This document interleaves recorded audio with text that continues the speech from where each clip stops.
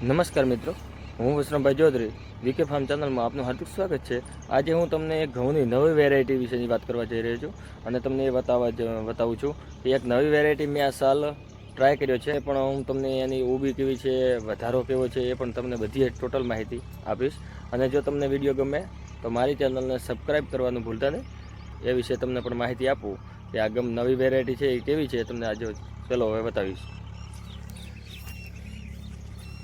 આ છે ઘઉંની વેરાયટી, તમે જોઈ શકો છો। આને અલગ આપણે આવી રીતે ઊભી આવે છે અને એકદમ સાવ દાણો ગોળ, એકદમ સાવ ગોળ દાણો આવે છે એનો, તમે જોઈ શકો છો।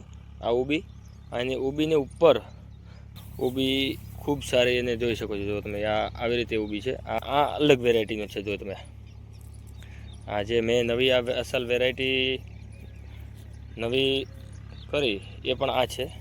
તમે ખાવા માટેનો આપણે મીઠા ઘઉં એકદમ બેસ્ટ ક્વોલિટીની આવે છે અને ગોળ દાણો સાવ તમે જોઈ શકો છો। જો આવી રીતે, અને ઘઉંની હાઈટે પણ ખૂબ સારી છે। જો ફુવારા બરાબર ઘઉં થઈ ગયા છે, જો આ ફુવારા બરાબર ઘઉં થઈ રહ્યા છે, સારું ખૂબ સારી હાઈટ પણ છે અને ઊભી પણ ખૂબ કાઠી છે।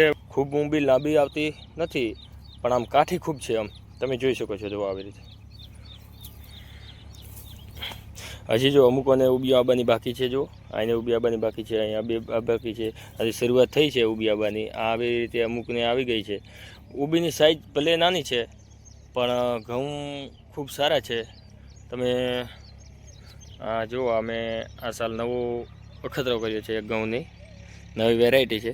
એ વેરાયટીનું નામ પણ હું તમને કહું।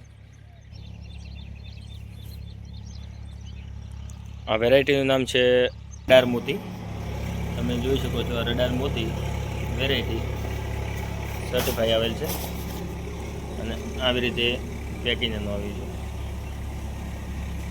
આ સાલ આપણે ટ્રાય કર્યું છે નવેસર, અને આ મેં બિયારણના ઘઉં પડ્યા થોડાક વધ્યા હતા એટલે પણ એ તમને જો બતાવું।